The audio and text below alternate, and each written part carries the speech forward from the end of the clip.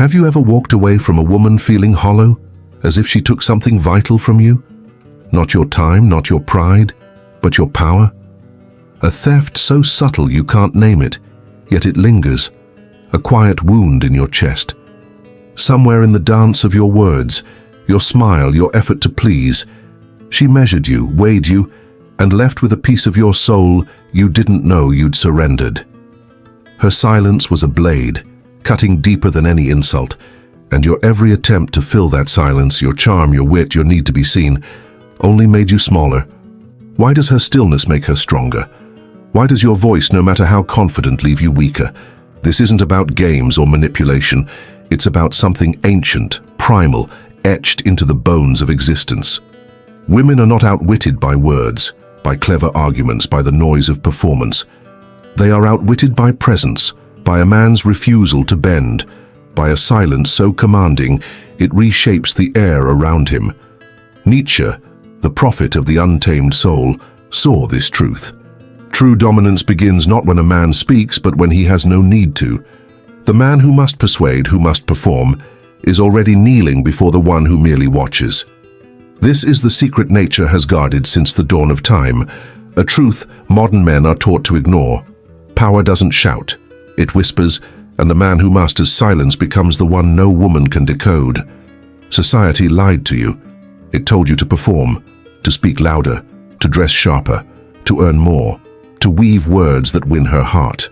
But no one told you the most seductive, most terrifying force a man can wield is his stillness, a calm so deep it feels like a storm held in check, a refusal to react that makes the world lean closer.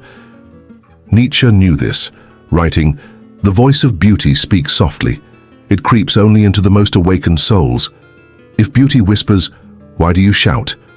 If power moves in silence, why do you scramble to fill it? You think she's listening to your words, but she's watching what you tolerate, how quickly you chase, how much of yourself you surrender just to be liked. She's reading the unspoken, the language of your actions, the weight of your presence or the lack of it. Nature didn't design men to appease, to grovel, to beg for validation. The man who explains himself is apologizing for existing, and those who apologize are ruled by those who don't. A man who has mastered himself, who has burned away the need to be understood, becomes a force no woman can manipulate because her power thrives on your reaction and your silence denies her that control. Nietzsche saw women not as weak, but as nature's master strategists, fluid, intuitive, wielding energy and absence like weapons. Where men build with structure, law and force, women rule through impression, through the unspoken currents that shift a room without a sound. Most men lose because they try to overpower this force with words, with arguments, with displays of strength, like swinging a hammer at the ocean and wondering why their efforts wash away. To outsmart a woman, you must first outgrow the boy inside you, the one who panics when she pulls away, who crumbles in her silence, who texts when ignored, who argues when disrespected. That boy is her prey, a predictable creature driven by need. The man Nietzsche envisioned, the Übermensch, doesn't chase, doesn't plead, doesn't explain. He withdraws, not as punishment, but as principle, a deliberate act of sovereignty that says, "My value doesn't bend to your whims." That withdrawal, that disciplined silence, is a mirror she cannot manipulate, a void that forces her to confront herself. Women fear nothing more than a man they cannot read, because in that mystery their usual tools, provocation, withdrawal, emotional traps, lose their edge. This is where the game shifts, where power inverts. When you stop reacting to her tests, her silence, her subtle jabs, something primal stirs. Not in you, but in her. Most women are accustomed to men who fold at the first sign of distance, who rush to fill the void with explanations, apologies, or anger. Every man who chases confirms her control, handing her the reins to his emotions. But the man who watches, who lets her provocations hang unanswered, who meets her chaos with calm, he becomes unknowable. And in that unknowability, he becomes magnetic, not because he tried, but because he didn't. Nietzsche warned, "He who fights with monsters should look to it that he himself does not become a monster." Every reaction, every plea, every argument is a step toward becoming the very thing you seek to escape, a man enslaved by the need to be seen.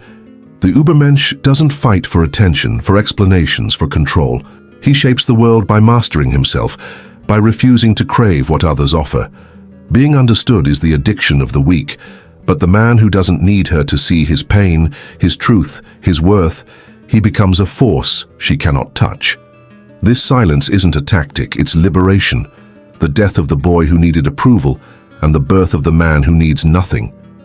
Imagine the strength it takes to watch her walk away and say nothing, to hear her insult and remain unmoved, to feel her test your limits and not even blink.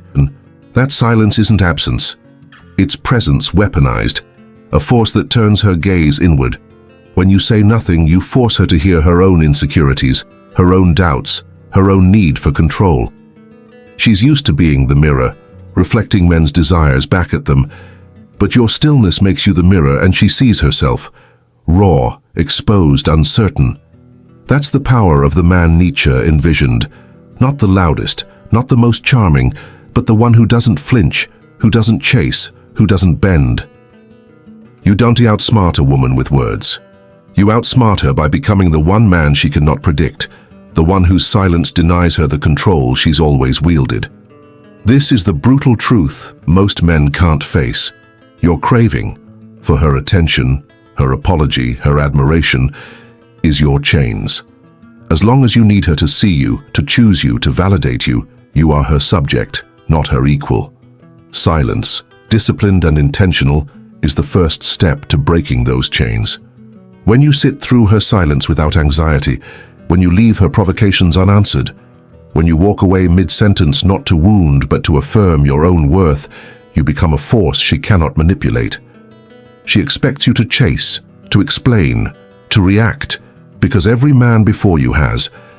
But when you refuse, when you let her words dissolve into the void of your calm, you shift the balance of power. She begins to doubt, not you, but herself. Why didn't he respond? Why isn't he chasing? What does he know that I don't? That doubt is your victory, not because you sought it, but because you became the man who doesn't need her to define him. He doesn't love to be rewarded. He loves because it's his nature to give, and he walks away when that nature is exploited. He doesn't need her affection to feel alive, her approval to feel whole. He is whole, a mountain unmoved by the storms around him. When you become that mountain, her tests, her silence, her distance, her provocations lose their power. She'll accuse you of being cold, arrogant, unavailable, but those aren't insults, they're confessions, admissions that her usual weapons no longer work. And soon, she'll speak, not to provoke, but to understand, because the man who doesn't need her becomes the one she can stop thinking about. This isn't manipulation, it's instinct, a primal recognition of a man who chooses freely, not out of need, but out of strength. Your silence, your sovereignty, your refusal to bend. These are the forces that awaken something ancient in her, a respect born not of fear, but of awe. But here's the bitter truth. Most men will never reach this level. They'll keep reacting, keep chasing, keep talking, addicted to being understood, to proving their worth. They believe if they say the right thing, she'll see their value. But Nietzsche knew that value isn't spoken, it's lived. The only way she'll see your worth is when you stop needing her to. The man who needs nothing commands everything. The man who walks away when others beg to stay becomes unforgettable. Nietzsche wrote for the dangerous man, the one who doesn't flinch when left alone, who doesn't rush to explain his intentions, who doesn't apologize for making others uncomfortable. That man doesn't outsmart a woman with clever lines. He outsmarts her by becoming the one she cannot read, the one who doesn't dance to her rhythm, the one whose silence is louder than her chaos. This is your challenge, your ascent to the Übermensch.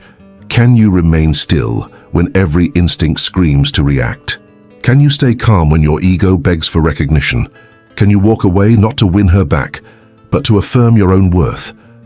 This is the death of the old self, the boy who begged, who needed, who explained. It's the birth of the man who chooses himself, who stands unmoved, who loves without needing love in return. Women aren't the enemy. They're the ultimate test of your soul, challenging you in ways no battlefield can. Most men become boys in their presence, emotional, reactive, hungry. But the man who sees the game, who refuses to play on her terms, becomes something more, a force, a riddle, a presence that haunts even in absence.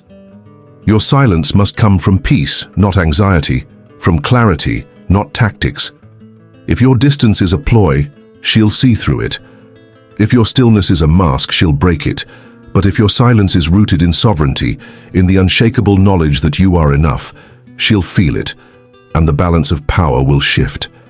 You'll no longer be managing her emotions, you'll be forcing her to face her own. Can you love without needing to be loved? Can you lose her without losing yourself? Can you stand in her storm and remain the mountain? This is the silent revolution Nietzsche dreamed of, the rebirth of a man who moves not from fear, lust, or loneliness, but from will.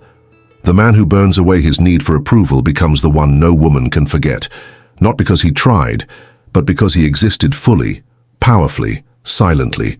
If this truth has stirred something deep within you, something raw and unyielding, comment, "I choose my silence." Subscribe if you're ready to become the man who doesn't chase, doesn't explain, doesn't bend, the man who rules by what he withholds. This isn't about outsmarting her, it's about outgrowing the need to. Share this with the men still trapped in the illusion that noise is power, because we're building a generation that doesn't bow, doesn't beg, doesn't apologize for existing. Who will you be when you've mastered your silence? Step into that power and let the world feel your weight.